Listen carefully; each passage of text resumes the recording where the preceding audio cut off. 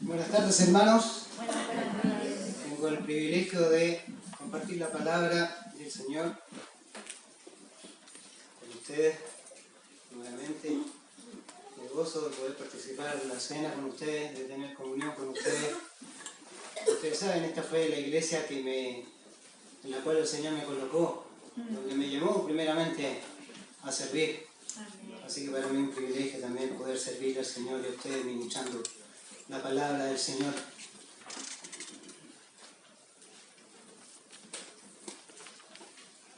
Dos universidades norteamericanas, bastante reconocidas, la de Harvard y Yale, por unos años han estado haciendo un estudio para descifrar esa pregunta que tantos filósofos, teólogos y estudiosos del comportamiento humano, si realmente nacemos buenos o nacemos malos.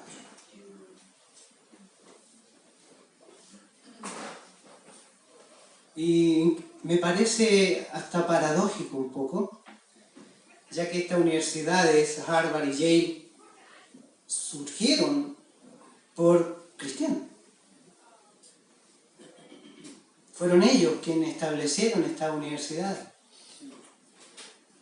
Pero esta pregunta yo la hice en una oportunidad en una congregación y me llevé varias sorpresas. Porque si hiciera esa misma pregunta aquí, ¿cuántos piensan que nacemos buenos? ¿Y cuántos piensan que nacemos malos? Porque cuando uno mira a un niño, ¿cierto? Y es el método de observación que están ocupando estas universidades, el niño principalmente, ya que algunos plantean, ¿cierto?, que la persona se construye por medio de su entorno social. La persona nacería, según algunos, como un papel en blanco. Y en la medida que su entorno social lo inclina hacia la maldad, mostraría ese carácter, la maldad. Por el contrario, si ese papel en blanco se le inclinara hacia la bondad, a lo bueno, él llegaría a ser bueno. Y por eso estos estudiosos y todos los teólogos y filósofos no han podido ponerse de acuerdo en si realmente el hombre nace bueno o nace malo. Obviamente, por medio de lo que la epistemología, ¿cierto?, el estudio del conocimiento, cómo se adquiere el conocimiento. La gran mayoría de los psicólogos plantean o parten de la base que el ser humano es un ser evolucionado de un animal. Por medio de la escritura y la revelación de Dios, nosotros entendemos que el ser humano fue creado a imagen y semejanza de Dios. Es interesante estas preguntas, porque esto afecta tanto a la manera de pensar, de sentir y de actuar de cada ser humano. Si usted me acompaña al texto bíblico que estábamos leyendo, que se leyó, Efesios capítulo 2, y leemos el versículo 8. Por gracia, o porque por gracia sois salvos, por medio de la fe, y esto no de vosotros, pues es don de Dios. Permiso.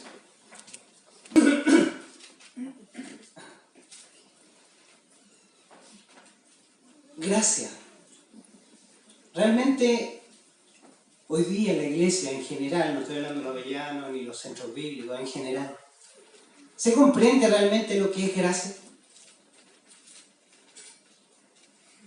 Porque la palabra gracia, tanto en el hebreo, que es el Antiguo Testamento, como en el griego, ¿cierto?, apuntan, ¿cierto?, a este sentido de misericordia, de generosidad, de favor, de buena voluntad.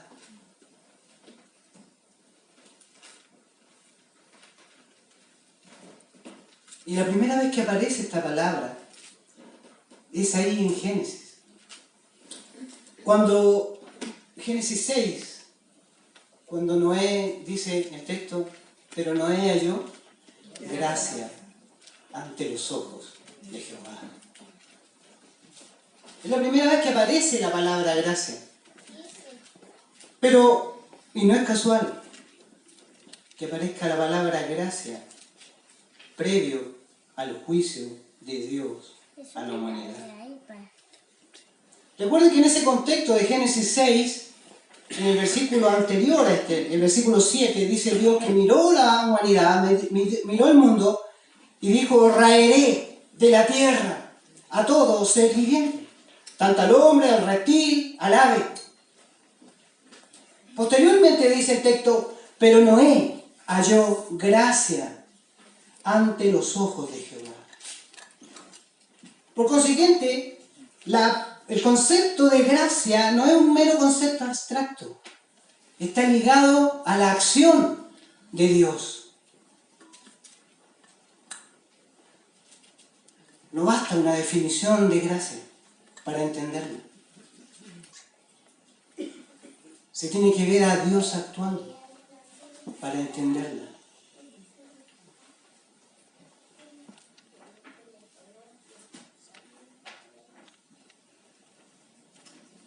Vamos a ver dos aspectos de la gracia. La gracia que salva y la gracia que preserva. Pero para entender la gracia que salva, se debe entender de qué se nos salva. ¿Por qué es tan significativa la gracia?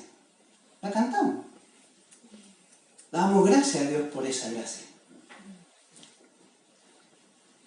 Pero hoy día, a nivel general de las iglesias, especialmente donde se ha corrompido el Evangelio, donde se habla de prosperidad, donde se habla que el Señor vino a solucionarte los problemas y no a solucionar el problema más significativo del ser humano, que está caído, que está muerto en delitos y pecados, como dice Efesios capítulo 2, versículo 1. Hoy día muchos ni siquiera entienden si es que son salvos.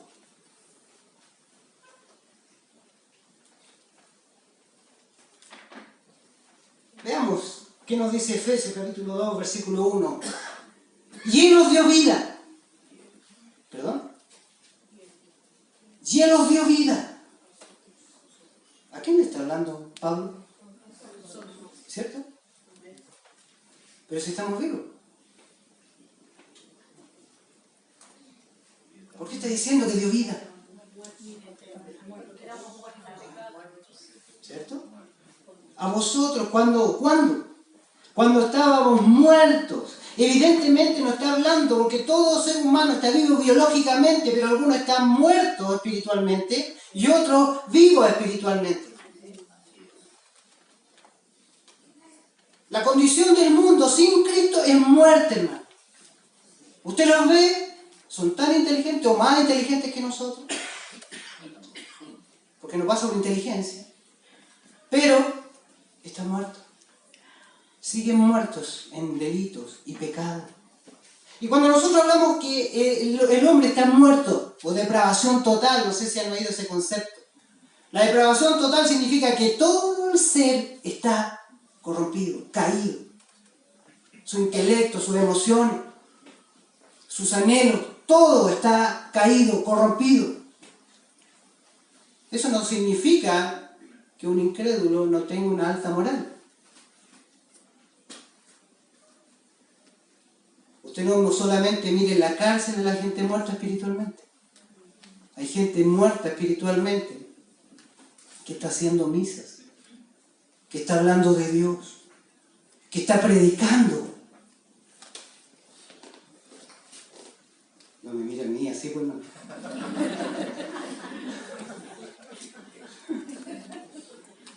Por supuesto. Nosotros los pastores debemos ser examinados en nuestra predicación por ustedes, cotejándolo con la Escritura. Yo allá en los roles siempre le digo a los hermanos, ¿por qué las iglesias que se les predica prosperidad están llenas? Si la palabra es la misma que tenemos nosotros. Porque es un bálsamo para sus oídos. El que trae 10 y Dios te va a dar 100.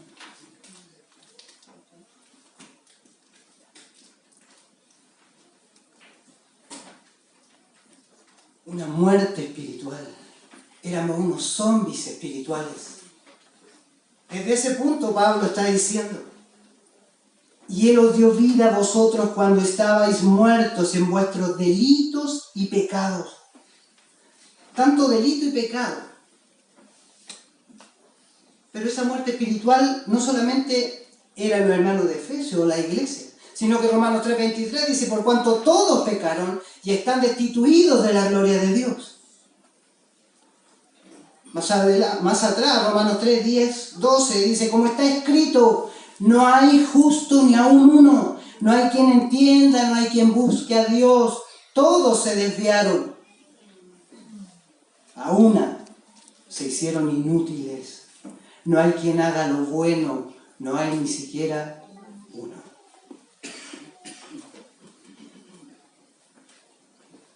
¿Cuándo se originó esto? ¿Cuándo el hombre quedó en esa condición caída? Está claro, ¿cierto? Génesis, ahí en Adán y Eva. Cuando el hombre y la mujer desobedecen a la instrucción divina comiendo el fruto prohibido. El Señor fue claro: de todo árbol podéis comer, pero si comes de este árbol ciertamente morirás. Por eso la paga del pecado es muerte. Por eso el que incrédulo, el que no ha puesto su fe en Jesucristo, sigue en muerte.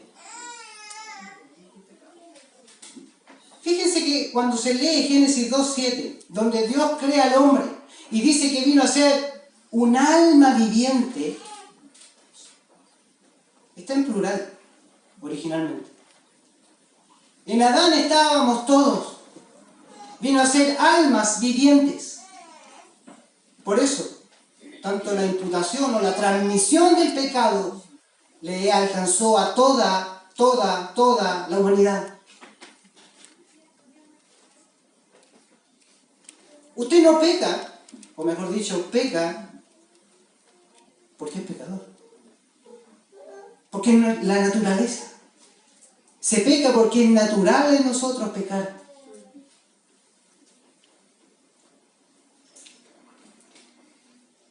Cuando Pablo está diciendo ahí en Efesios que estábamos muertos en delitos y pecados, leamos Efesios 2, del 1 al 3. Y Él os dio vida a vosotros cuando estabais muertos en vuestros delitos y pecados, en los cuales anduvisteis en otro tiempo, siguiendo la corriente de este mundo, conforme al príncipe de la potestad del aire, el espíritu que ahora opera en los hijos de desobediencia, entre los cuales también todos nosotros vivimos en otro tiempo en los deseos de nuestra carne, haciendo la voluntad de la carne y de los pensamientos, y éramos por naturaleza hijos de ira, lo mismo que los demás. Delito y pecado. Cuando usted viola una ley, ¿qué es lo que hace? Viola. ¿Se convierte en un delincuente porque violó, ¿cierto?, la ley? Delito. Comete un delito. Pero pecado. Esa palabra viene de la palabra griega amartía, errar el blanco. El hombre no puede, porque hierra el blanco, de vivir para la gloria de Dios. Porque no puede. Porque su naturaleza está caída. Porque su voluntad está cautiva a su propio ser, a sus propios gustos. Si usted leyó a Romanos, capítulo 10, versículo 5, éramos enemigos de Dios.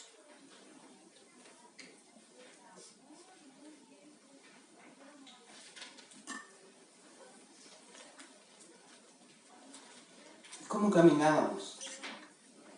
En una condición caída. El mismo texto que acabamos de leer. Guiados por el mundo. Y este mundo es enemigo de Dios. Constituye todo este sistema anti-Dios. Estas filosofías que corren.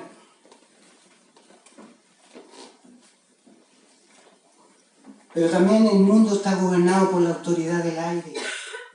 Satanás. Que también en otros pasajes se le llama el príncipe de este siglo.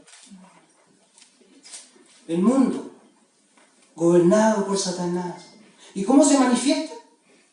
Siguiendo los deseos de la carne, que son contrarios a Dios. Pero esto eran ustedes y era yo antes. Eso es lo que está diciendo el apóstol. Si estoy describiendo alguna reacción de ustedes hoy día,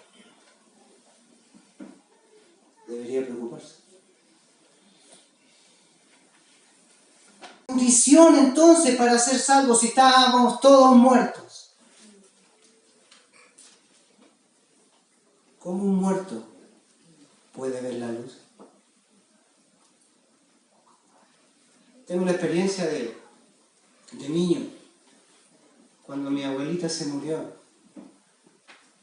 Recuerdo que cuando ella estaba viva, yo corría a sus brazos, me consolaba como toda abuela. Me daba un abrazo, un beso, una palabra de aliento. Pero cuando ella falleció, fue eso alrededor de las 2, 3 de la mañana, me levanté a verla y la abracé. Obviamente no respondió. El muerto no responde a ningún estímulo. Y así como un cadáver, un ser humano espiritualmente muerto no puede responder por medio de ningún estímulo externo. ¿Cómo se salva el hombre?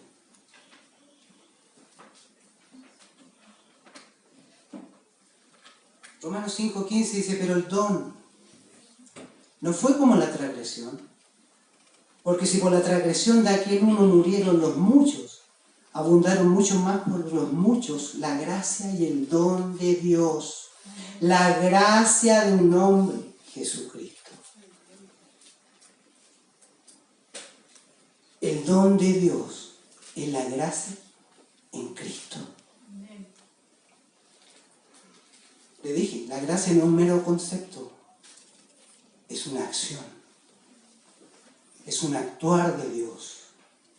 Romanos 5:17, pues si por la transgresión de uno, Adán, solo reinó la muerte, muchos más reinarán en vida por uno solo, Jesucristo, los que reciben la abundancia de la gracia y del don de la justicia. Ese es el factor determinante en esta ecuación de estar muerto espiritualmente versus vivir por medio de la obra de Jesucristo.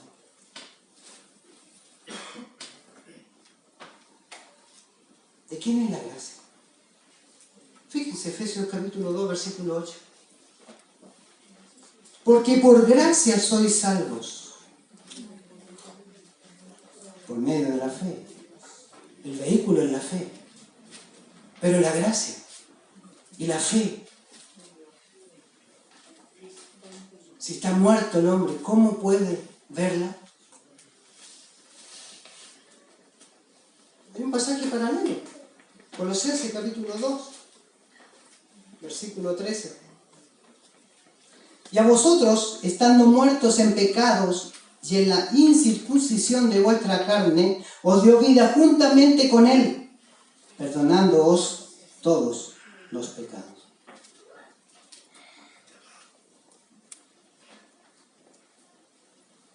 ¿Recuerdan la conversación de Jesucristo con Nicodemo? Juan 3. Jesucristo establece una condición sine qua non, una condición sin la cual, o una condición necesaria. ¿Recuerdan esos pasajes?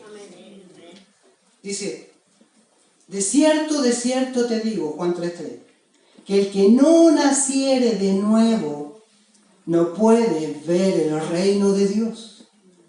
Condición sine qua non. El que no nace de nuevo no puede entrar al reino de los cielos. Ahora uno puede entender la pregunta o la respuesta de Nicodemo, ¿cierto? En la pregunta, en el fondo. ¿Cómo podrá ser esto posible? Que un hombre adulto entre a la matriz de la madre. Porque él estaba viendo lo literal. No puedes entrar al reino de los cielos, Nicodemo, si no nace de nuevo.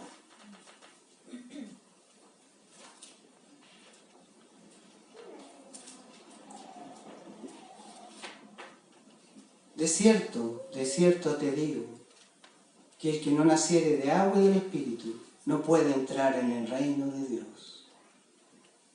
Jesucristo está estableciendo la condición sine qua non, la condición sin la cual no pueden entrar al reino. Recuerden la diferencia entre los evangelios y las cartas apostólicas. ¿Cuál es la diferencia? Pablo está instruyendo a la iglesia, le está diciendo sus condiciones, le está hablando de teología, es una clase teológica a su pueblo. Cristo, por medio de historia y de la narrativa de su vida, se muestra en grandes aspectos, o a grosso modo, una verdad espiritual. Esa es la diferencia entre una carta apostólica centrada, que enseña particularmente tanto teología como la práctica, a estudiar libros históricos o narrativos. Y esta historia entre Jesucristo y Nicodemo, Jesucristo le está estableciendo una máxima teológica a un maestro de la ley. Porque él le reconoce un maestro de la ley. ¿Eres tú maestro de Israel y no sabes esto?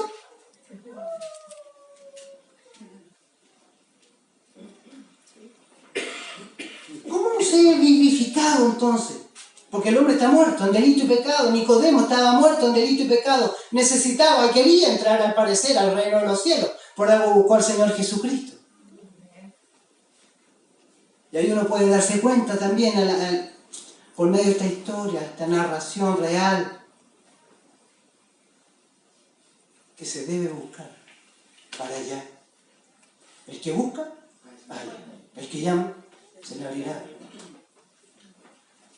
Entonces, volvamos a Efesios, capítulo 2, versículos 4 al 5. Ese pero Dios, Él que hace la diferencia.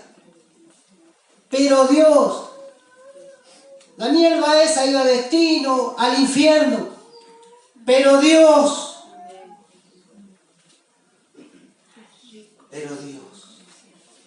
que es rico en misericordia,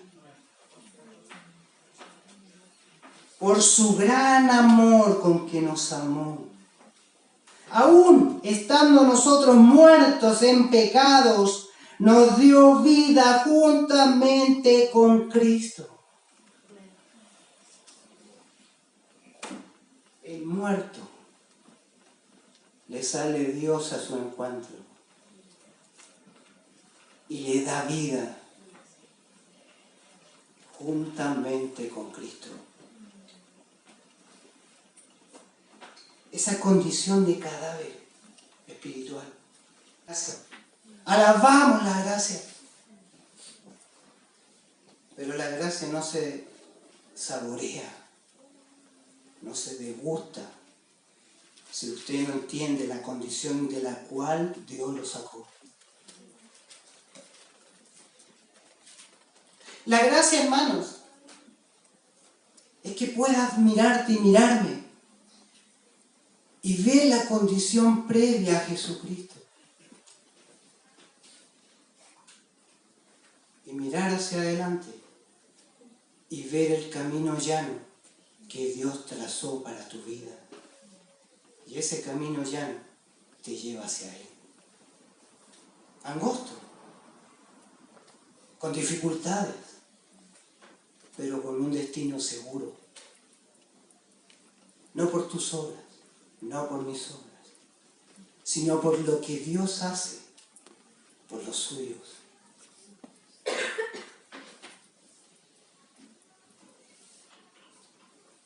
¿Qué significa esta idea de nacer de nuevo? Se habla teológicamente de la regeneración. Bíblicamente ocupamos la palabra vivificación. Es lo mismo. Pero hay que entender que vivificados, desde el punto de vista bíblico, no es un retoque, no es un maquillaje al hombre. No es ponerle terno, una corbata y la Biblia bajo el brazo. Es darle vida a un cadáver. No es que el hombre esté ahogándose en el océano. Está en el fondo muerto.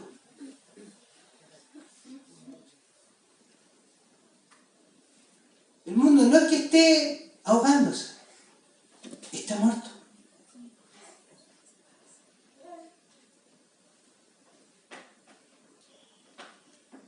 Esta no puede ser, este renacer o este vivificar, no puede surgir o no surge por el esfuerzo humano. Recuerden Juan 1, 2 y 13. A lo suyo vino, ahí lo van a proyectar. Por favor, hermano. Juan 1, 2 y 13. Más a todos los que le recibieron. A lo suyo vino, y los suyos no le recibieron. Más a todos los que le recibieron, a los que creen en su nombre, les dio el poder, la autoridad de ser hechos hijos de Dios. Les dio. No es por mero capricho humano. No es por una decisión. No es por la intención, aunque eso se ve exteriormente. Porque la obra del Espíritu Santo realmente es una obra misteriosa. Volviendo a Juan 3, la conversación de Jesucristo con Nicodemo. Miren cómo lo plantea un libro del cual extraje esto. Nicodemo, ¿quieres saber cómo se lleva a cabo la regeneración? El Espíritu sopla donde quiere. Es como el viento, que sopla donde le plazca. Tú no puedes verlo, pero puedes ver sus efectos. Así es el Espíritu. La obra de la regeneración humana es una obra misteriosa. Me gusta cómo describe la obra del Espíritu Santo Abraham Kuyper, que fue primer ministro de Holanda y fue un teólogo, cuando los teólogos tenían importancia en los gobiernos. Así lo describe él, la obra del Espíritu. Cristo puede ser visto y oído. Hubo una vez en que las manos de los hombres aún podían asir la palabra de vida, pero el Espíritu Santo es totalmente distinto. Nada de él aparece en forma visible. Él nunca sale del vacío intangible, flotante, indefinido, incomprensible. Él permanece en el misterio. Es como el viento. Oímos su sonido, pero no podemos decir de dónde viene ni a dónde va. El ojo no puede verlo. El oído no puede oírlo. Menos aún puede la mano asirlo. Existen, en efecto, signos simbólicos y manifestaciones. Una paloma, lenguas de fuego, el sonido de un impetuoso y potente viento, un soplo de los santos labios de Jesús, una imposición de manos, un hablar en lenguas extrañas, pero nada de esto permanece, nada queda, ni siquiera el rastro de una pisada. Así es el Espíritu Santo, una obra misteriosa en el ser humano. Quedan las evidencias de que Él pasó, de que Él actuó en el hombre, que Él convenció de pecado, justicia y juicio al hombre.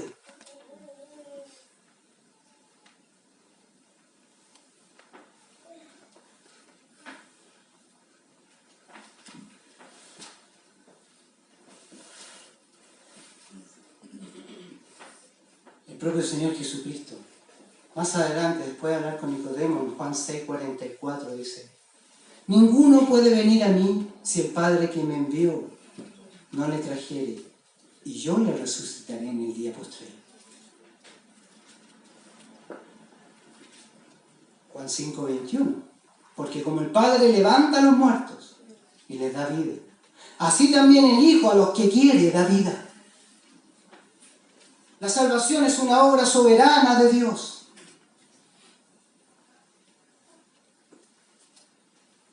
¿Nos recuerdan a Dios hablando con Moisés?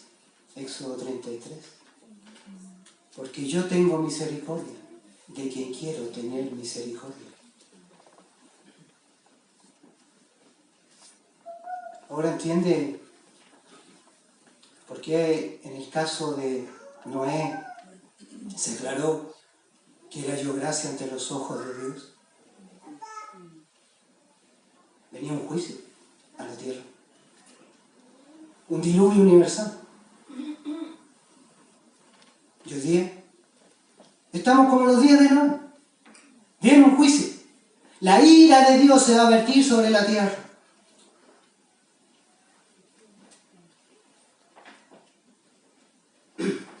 Buscando a estos grandes próceres bíblicos, por supuesto, busqué a San Agustín. Todos conocemos a... Lo peleamos los evangélicos con los católicos, a Agustín, ¿cierto? Por eso algunos le llaman San Agustín, otros Agustín.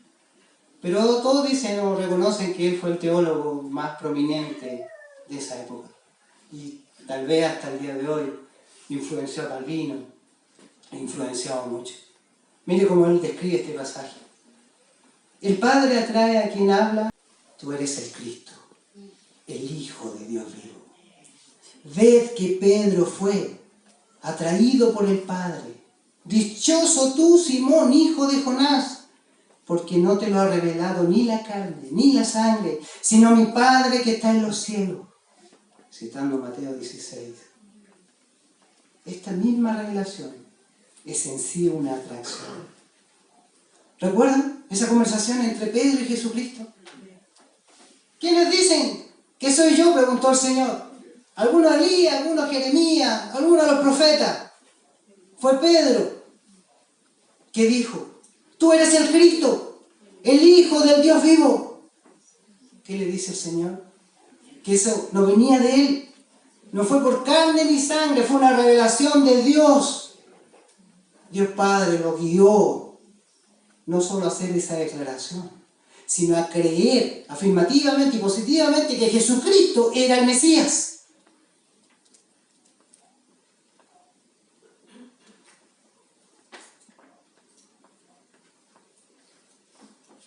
Sigo citando a San Agustín. Muestras un ramo verde a una oveja y la atraes. Muestras nueces a un niño y lo atraes. Se le atrae el lugar a donde corre. Se le atrae mediante lo que ama. Se le atrae sin violencia corporal alguna. Se le atrae con la cuerda del amor. San Agustín. El comentario de San Juan, capítulo 6, versículo 44.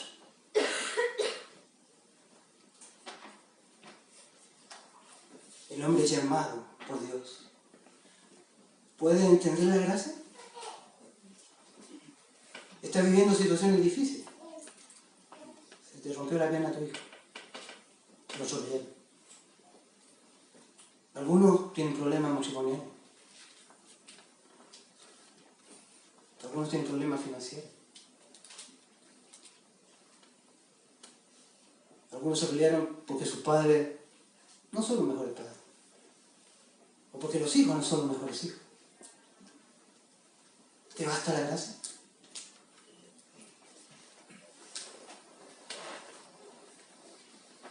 La gracia que preserva. Esta gracia es como el poder.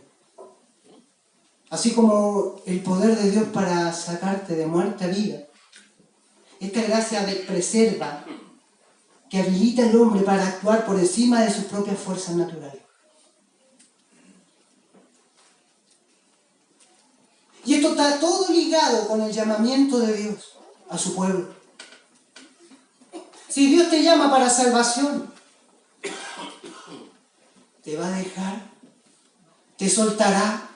¿Acaso no dijo Jesucristo, ninguna puede arrebatar las ovejas de mi mano?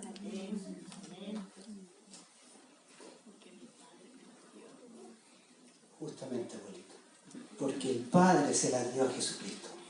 Nadie se las puede arrebatar al Señor. Usted y yo no podemos ser arrebatados del Señor, porque fue Dios mismo quien nos llamó y nos puso en las manos del Señor. Dios preserva a los suyos. No solamente los salva, no solamente los santifica, también los guía. ¿Por qué? En Filipenses 2:13 dice, Dios es quien produce en nosotros el querer y el hacer por su buena voluntad. Él es el que está guiando. Él es el que está llevándonos. Nos está preservando. ¿Qué hace la dueña de casa cuando quiere que le dure algo más tiempo? ¿Perdón? Lo congela, ¿cierto? Un concepto normal. Por decirlo de una manera bien práctica, nos congela el Señor, nos mete en el refrigerador para que no nos descompongamos. Y vaya que nos descompondríamos rápido si nos sacan de ahí, ¿no? Sí, nos conocemos, hermano. Esa es la gracia de Dios. Él te está preservando. Filipenses 1:6, estando persuadido de esto, Pablo, entendiendo la teología completa, dice, el que comenzó en vosotros la buena obra, el llamado, la perfeccionará hasta el día de Jesucristo. Él te llevará con bien hasta ese día, hermano.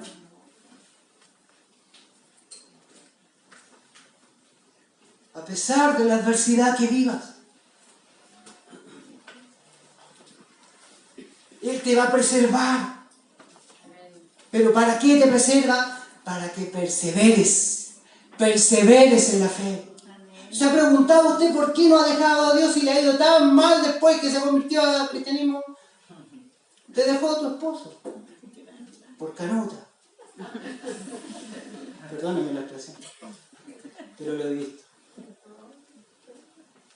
O al revés. Te dejó tu esposa o tu esposo. Tus padres nunca te atendieron.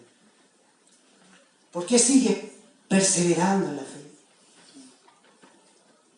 No, porque yo tengo un motor 2.0 y me da fuerza, no.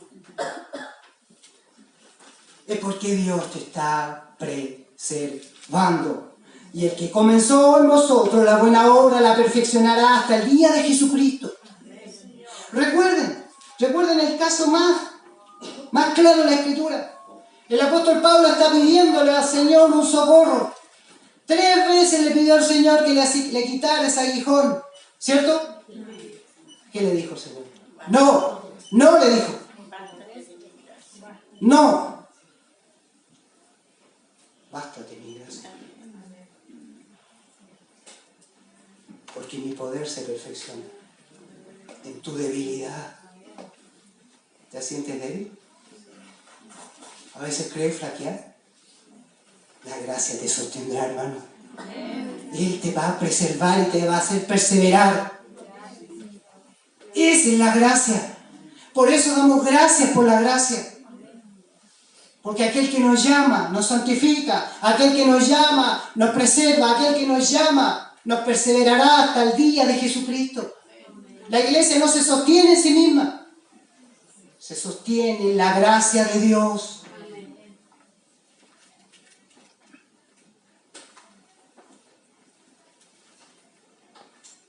Pablo le dice, por lo cual, por amor a Cristo, me gozo en las debilidades, en afrentas, en necesidades, en persecuciones, en angustias, porque cuando soy débil, entonces soy fuerte.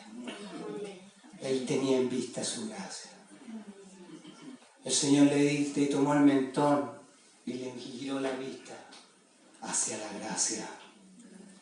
Cuando estés en lucha, en la adversidad, acuérdate de la gracia de Jesús. Efesios 2:8. Porque por gracia sois salvos, por medio de la fe. Y esto no es de vosotros, pues es un regalo de Dios. No por obras, para que nadie se gloríe, porque todo esto es para gloria de Dios. Tú vas a ser preservado para perseverar, porque Dios mismo te ha llamado. Y todo será para gloria de su santo y glorioso nombre. Oramos. Señor, te damos gracias. Gracias por la gracia, Señor. Porque cuando estábamos muertos en delitos y pecados, tú nos vivificaste con Cristo. Cuando éramos tus enemigos, Señor, tú nos miraste con misericordia y extendiste tu misericordia sobre nosotros, Señor. Ayuda a mis hermanos y a mí, Señor, a degustar de esta gracia tan dulce, tan sabrosa. Sé que vas a preservar a tu pueblo. Y al igual que Pablo, tengo esa convicción. Que tú produces tanto el querer como el hacer por tu buena voluntad en ellos. Señor, alienta al que en este minuto está en una situación adversa. Que la gracia lo sostenga. Anímanos tú, Señor. Porque es tu palabra. Esa que pasará el cielo y la tierra, pero esa permanecerá por siempre. Y en el nombre de Jesucristo oro, pidiendo tu bendición para tu pueblo. Amén. Amén. Gracias, Señor.